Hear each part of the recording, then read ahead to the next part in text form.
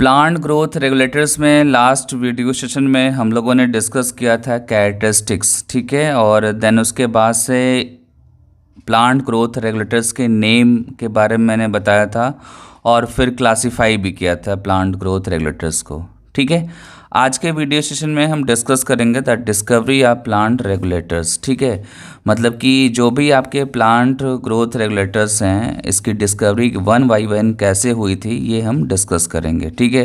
Last video session में मैंने आपको बताया था कि टोटल जो प्लांट ग्रोथ रेगुलेटर्स हैं वो क्या कौन कौन से हैं, वो है ऑक्सिन है, ठीक है। क्या है? ऑक्सिन है।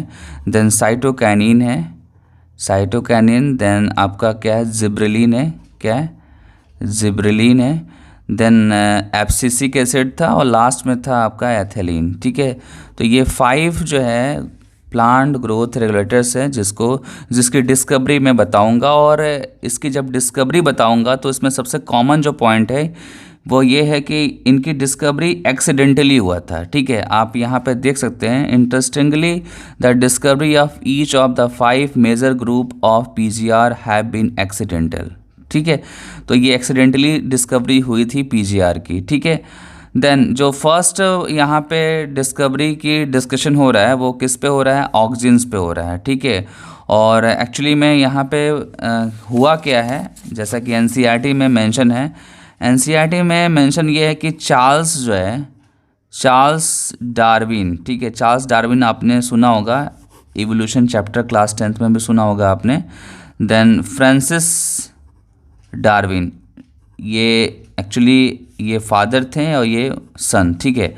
तो ये दोनों लोगों ने क्या किया, एक प्लांट लिया कैनरी ग्रास, ठीक है। कैनरी ग्रास का कोलेप्टाइल, ठीक है। कोलेप्टाइल आपको डायग्राम में दिखाता हूँ कोलेप्टाइल क्या है। ये कोलेप्टाइल पार्ट है, ठीक है। कोलेप्टाइल में ऑब्जर्व किया, क्या ऑब्जर्व किया?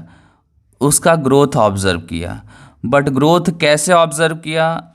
एक यहाँ पे इल्यूमिनेशन प्रोवाइड किया, मतलब लाइट का अरेंजमेंट किया, यहाँ पे लाइट सोर्स यहाँ पे बनाया, ठीक है। एक लाइट का अरेंजमेंट किया और जब वो लाइट इसके कोलेप्टाइल पार्ट पे पड़ रहा था तो कोलेप्टाइल पे कुछ इस टाइप के सब्सटेंसेस थे जो उसको लाइट के टूवर्ड, ठीक है, लाइट के तरफ जो है वो उसको बेंड कर दिए, ठीक है। लाइट की तरफ उसको बेंड कर दिए यूनिलैटरली, ठीक है। यूनिलैटरली जो है वो लाइट की तरफ बेंड हो गया और इससे ये पता चला कि इस कोलेप्टाइल या टिप पार्ट पे कुछ सब्सटेंस ऐसे हैं जो लाइट के प्रेजेंस में ग्रोथ को एक पर्टिकुलर डायरेक्शन में वो डाइवर्ट कर दे रहे हैं, ठीक है। और यहाँ पे जो मटेरियल है, ठीक है, वो क्या है? प्लांट ग्रोथ रेगुलेटर्स है। प्लांट ग्रोथ रेगुलेटर्स है जो लाइट के प्रेजेंस में वो रिस्पॉन्स कर रहा है, ठीक है ना। इस साइड पे जो भी प्रेजेंट है सब्सटेंसेस वो लाइट के प्रेजेंस में रिस्पॉन्स कर रहा है और रिस्पॉन्स में ग्रोथ कर रहा है। और ग्रोथ में हो क्या रहा है? एक डायरेक्शन डिसाइड हो रहा है, ठीक है। आप यहाँ पे डायग्राम में एक्सप्लेनेशन देख सकते हैं। यहाँ पे एक्सप्लेनेशन मेंशन है, experiment used to demonstrate that the tip of the coleoptile is the source of auxin, ठीक है। यहाँ पे क्या है? ऑक्सिन है। जो यहाँ सब्सटेंस है वो क्या है? ऑक्सिन से। Arrow indicate direction of light, ये जो एरो है ये इंडिकेट कर रहा है कि इधर क्या है? लाइट का सोर्स है, ठीक है। अब आते हैं एनसीईआरटी की पॉइंट पे। एनसीईआरटी ने क्या बताया है कि all this started with the observation of Charles Darwin and his son Francis Darwin when they are observed that coleoptile of canary grass, जो कि मैंने पहले भी बताया, responded to unilateral, मतलब कि वन डायरेक्शन में जा रहा है मूव करके, illumination by growing toward the light source, मैंने बताया आपको कि लाइट सोर्स की तरफ जा रहा है। और इसको क्या बोलेंगे हम? फोटोट्रॉपिज्म बोलेंगे। क्या बोलेंगे? फोटोट्रॉपिज्म। ट्रॉपिज्म का मतलब होता है कि ग्रोथ होता है, ठीक है। और लाइट के प्रेजेंस में हो रहा है, दैट्स वाई यहाँ पे क्या बोलेंगे? इसको फोटोट्रॉपिज्म बोलेंगे। क्या बोलेंगे? फोटोट्रॉपिज्म। और मैंने लास्ट वीडियो सेशन में ट्रॉपिक ग्रोथ मैंने आपको बताया था कि ट्रॉपिक ग्रोथ होता है जब प्लांट ग्रोथ रेगुलेटर्स जो हैं प्रमोटर टाइप के होंगे तो वो ट्रॉपिक ग्रोथ में भी इन्वॉल्व होते हैं। आप लास्ट वीडियो सेशन में एक बार देखेंगे तो आपको याद आ जाएगा, और आप चाहो तो मैं दिखा भी सकता हूँ आपको ये मैंने यहाँ पे बताया था। आप देख सकते हैं यहाँ पे ट्रॉपिक ग्रोथ मैंने आपको बताया था। तो वो ट्रॉपिक ग्रोथ का क्या है, ये ट्रॉपिक ग्रोथ का एग्जाम्पल एक तरीके से है, ठीक है। देन आगे चलते हैं। After a series of experiment, आप देख सकते हैं ABCD, ये क्या है, सीरीज ऑफ एक्सपेरिमेंट है। It was concluded that tip of the coleoptile was the site of transmittable influence that cause the bending of the entire coleoptile. ये जो कोलेप्टाइल है ये बेंड कर रहा है, ठीक है ना। देन इसके बाद से एक और डिस्कवरी पे एक पॉइंट मेंशन है। Auxins was isolated by FW Went from tips of coleoptile of oat seedlings, ठीक है। ओट का सीडलिंग लिया और उसमें FW वेंट ने क्या आइसोलेट किया, ऑक्सीन किया, ठीक है, ऑक्सीजन को वहाँ से आइसोलेट किया, ठीक है। तो ये डिस्कवरी वाले पॉइंट्स मैं आपको बता रहा हूँ अभी, और अभी मैंने बताया किसके बारे में, ऑक्सीजन प्लांट ग्रोथ रेगुलेटर्स के बारे में। देन इसके बाद से मैं डिस्कस करूँगा जिब्रेलिन के बारे में, ठीक है। तो अब आते हैं जिब्रेलिन वाले पॉइंट पे। आपके सामने यहाँ पे मेंशन है कि बकाने एक डिजीज़ है, ठीक है, फोलिस सीडलिंग डिजीज़ बोलते हैं, और ये कहाँ पे हो रहा है, राइस के सीडलिंग में हो रहा है, ठीक है। किसकी वजह से हो रहा है, ध्यान देना है कि इस राइस सीडलिंग में डिजीज़ हो रहा है तो उसके लिए रिस्पॉन्सिबल कॉजेटिव एजेंट क्या है, फंगल पैथोजेंस। क्या है, फंगल पैथोजन से ये डिजीज़ हो रहा है। और फंगल जो पैथोजन है उसका साइंटिफिक नेम क्या है, जिब्रिला फ्यूजिकोरिया, ठीक है। फ्यूजिकोरिया, जिब्रिला फ्यूजिकोरिया क्या है, ये साइंटिफिक नेम है इस पर्टिकुलर फंगस का, ठीक है, ध्यान देना होगा। और यहीं पे फुल स्टॉप मेंशन है। दैट मीन्स कि यहाँ पे आपको ये बताने की कोशिश किया गया है कि जो ये डिजीज़ है बकाने या फुल सीडलिंग डिजीज़ जो है, जो राइस के सीडलिंग में हो रहा है, वो किसके वजह से हो रहा है, ये हो रहा है फंगस की वजह से। फंगस यहाँ पे पैथोजन की तरफ वर्क कर रहा है, और इस फंगस का जो साइंटिफिक नेम है वो क्या है, जिब्रेला फ्यूजिकोरिया है, ठीक है। देन आफ्टर जो नेक्स्ट लाइन है वो क्या है, ई कोरिसावा in 1926 reported the appearance of symptoms of disease in a rice seedling, ठीक है। ये जो साइंटिस्ट हैं ई कोरोसोवा, ये राइस के सीडलिंग में डिजीज़ के सिम्टम्स को ऑब्जर्व किया था, रिपोर्ट किया था, ठीक है। और कैसे रिपोर्ट किया था, when they were treated with the sterile filtrate of the fungus, मतलब फंगस को फिल्टर किया था, इसको स्टेराइल किया था और उससे ट्रीट करके इस राइस के सीडलिंग में डिजीज़ कॉज किया था, ठीक है। बिकॉज इनिशियली जो राइस लिया गया था वो उसमें सिम्टम्स नहीं थे, बट इस जब फंगस को यूज़ किया गया तो उसमें सिम्टम्स आ गए, और सिम्टम्स आ गए तो सिम्टम्स को क्या किया, उस सिम्टम्स के अपीयरेंस को रिपोर्ट किया, उसको नोट कर लिया, ठीक है। और ये सिम्टम्स क्यों आया, क्योंकि राइस के सीडलिंग में फंगस का इन्फेक्शन हो रहा है। और जैसे ही ये पता चला, देन उसके बाद से आइडेंटिफाई किया गया किसको, जिब्रेलिक एसिड को आइडेंटिफाई किया गया। आप यहाँ पे देख सकते हैं the active substances were later identified as gibberellic acid, ठीक है।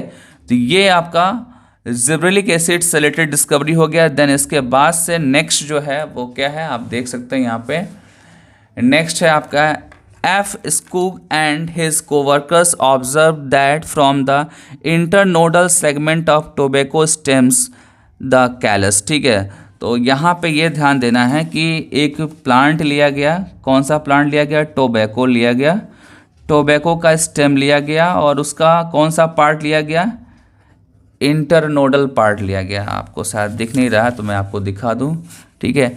क्या लिया गया यहाँ पे, इंटरनोडल पार्ट लिया गया, किसका, टोबैको स्टेम का, ठीक है।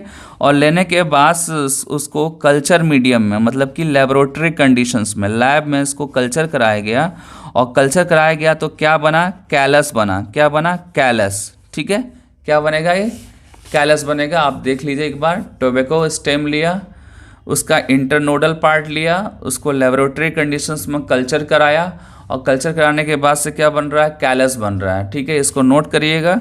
कैलस क्या है, तो ये ज़्यादा इंपॉर्टेंट है क्योंकि आपके 12th में ये है, ठीक है। कैलस पे 1 मार्क्स का क्वेश्चन आता है वेरी शॉर्ट बोर्ड में, और नीट में भी आता है, ठीक है। कैलस क्या होता है, a mass of undifferentiated cells, a mass of undifferentiated cells, bracket close है, proliferated only if in addition to auxins. ये जो कैलस है इसको इनिशियली क्या प्रोवाइड कर रहे हैं, ऑक्सीजन प्रोवाइड कर रहे हैं, क्योंकि ऑक्सीजन की डिस्कवरी हो चुकी थी, ठीक है।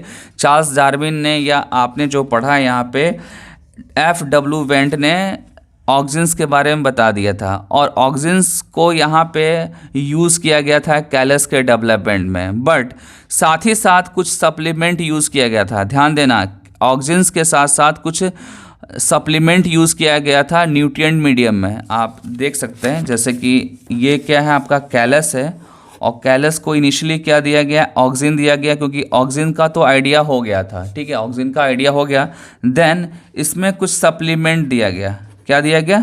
सप्लीमेंट। ये एक्चुअली क्या है, यहाँ पे न्यूट्रिएंट मीडियम है, यहाँ पे क्या है, न्यूट्रिएंट मीडियम है, न्यूट्रिएंट मीडियम।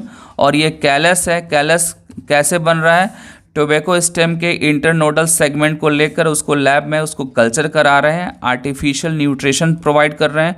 आर्टिफिशियल न्यूट्रिशन के साथ साथ आप ग्रोथ रेगुलेटर्स भी दे रहे हैं, और इनिशियली क्या दे रहे हैं आप, ऑक्सिन दे रहे हैं, और बाद में उसको सप्लीमेंट के तौर पे कुछ चीज़ें दे रहे हैं। जैसे कि एग्जांपल में आप देख सकते हैं यहाँ पे एक्सट्रैक्ट ऑफ वेस्कुलर टिश्यू। ठीक है, एक्सट्रैक्ट ऑफ वेस्कुलर टिश्यू यहाँ पे सप्लीमेंट की तरह यूज़ कर रहे हैं। देन ईस्ट एक्सट्रैक्ट भी दे सकते हैं उसको, कोकोनट मिल्क, RDNA, ये सब जो है सप्लीमेंट की तरह प्रोवाइड किया गया। ठीक है, और प्रोवाइड किया गया तो ऑक्सिन्स प्रोवाइड किया गया, तो जो कैलस था उस कैलस में डेवलपमेंट और ज़्यादा क्लियर दिखा। ठीक है, देन इसके बाद से एक और साइंटिस्ट का यहाँ पे मेंशन है नेम, वो क्या है, Millers et al later identified and crystallize the cytokinesis promoting active substance. ध्यान देना कि मिलर्स ने एक और कुछ टाइम के बाद एक और क्रिस्टलाइज सब्सटेंस को यहाँ पे आइसोलेट किया, जिसको क्या बोलेंगे आप उसको बोलेंगे काइनेटीन। क्या बोलेंगे? काइनेटीन। मैंने लास्ट वीडियो सेशन में आपको काइनेटीन के बारे में बताया था, अगर आपको याद होगा तो मैंने लास्ट वीडियो सेशन में काइनेटीन के बारे में बताया था। एक बार फिर से देखते हैं। Millers et al in 1955 later identified and crystallize cytokinesis promoting, मतलब कि जो साइटोप्लाज्म का डिवीजन करता है, दैट मीन्स कि जो सेल डिवीजन में हेल्प करेगा। ठीक है ना, ये सेल डिवीजन में हेल्प करेगा, और उस टाइप का ये सब्सटेंस है। और इनिशियली उसको क्या बोला गया था, काइनेटीन बोला गया था, बाद में साइटोकाइनिन बोला गया। क्या बोला गया? साइटोकाइनिन, जो आगे डिस्कस करूंगा मैं। ठीक है, आप यहाँ पे देख भी सकते हैं, आपके एनसीईआरटी में एक सेपरेट हेडिंग है साइटोकाइनिन की। ठीक है, ये साइटोकाइनिन है ना, साइटोकाइनिन को ही एक्चुअली हम स्टार्टिंग में क्या बोल रहे थे, उसको काइनेटीन बोल रहे थे। क्या बोल रहे थे? काइनेटीन। ठीक है, देन नेक्स्ट पैराग्राफ ये रिलेटेड है एब्सिसिक एसिड से। ठीक है, एब्सिसिक एसिड से ये रिलेटेड है, और यहाँ पे बताया गया है कि मिड 1960s के टाइम पे 3 इंडिपेंडेंट रिसर्च हुए थे। ठीक है, 3 इंडिपेंडेंट रिसर्चेस हुए थे, और वहाँ पे 3 डिफरेंट सब्सटेंसेस को फाइंड आउट किया गया था। ठीक है, आप यहाँ पे देख सकते हैं, reported the purification and chemical characterization of 3 different kinds of inhibitors. ठीक है, 3 डिफरेंट काइंड्स ऑफ इनिबिटर्स, जिसमें फर्स्ट है आपका इनिबिटर्स बी।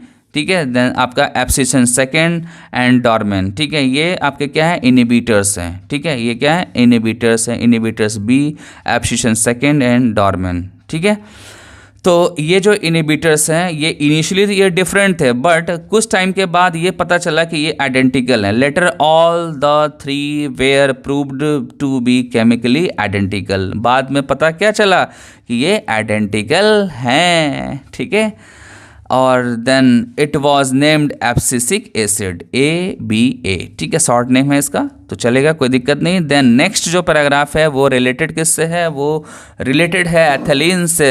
ठीक है ना, एथिलीन के बारे में आप देखिए यहाँ पे क्या मेंशन है, डिस्कवरी जब आप पढ़ेंगे इसका।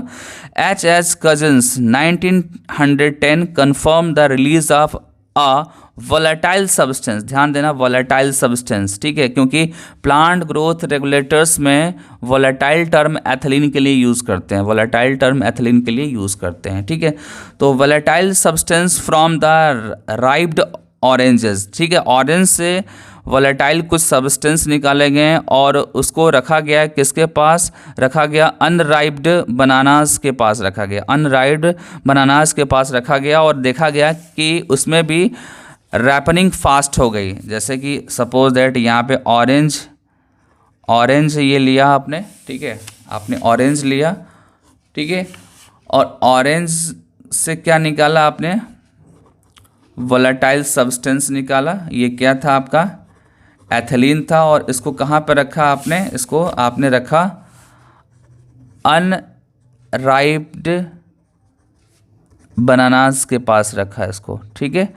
और जब वहाँ पे रखा तो ये भी क्या हो गया, इसमें भी रैपनिंग फास्ट हो गया, जल्दी आ गया है। हैस्टेंड वर्ड यूज़ किया ना, हैस्टेंड का मतलब था अर्ली, ठीक है, बिफोर आ गया। रैपनिंग जो 5 डेज, सपोज दैट 5 डेज में होने वाला था बनानाज में रैपनिंग, तो वो 3 डेज में हो गया, ठीक है। और वो इसलिए वो हुआ क्योंकि वोलेटाइल सब्सटेंस आपने कहाँ से लिया था, ऑरेंज से लिया था, और वो जाकर बनाना को अनराइप से राइप कर दिया, ठीक है।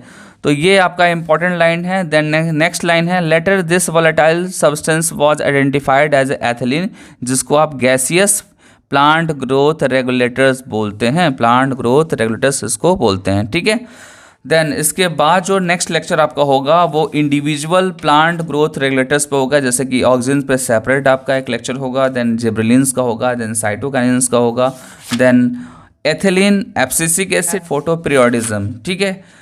फोटोपीरियोडिज्म के बाद भी कुछ हेडिंग है, जैसे कि वल्कनाइजेशन और सीड डर्मेंसी भी है, ठीक है ना। तो ये सारे हेडिंग्स में 1 बाय 1 आपको बताऊंगा, जिसके लिए मुझे 3 to 4 लेक्चर्स लगेंगे, मतलब 3 to 4 डेज लगेंगे मुझे, ठीक है।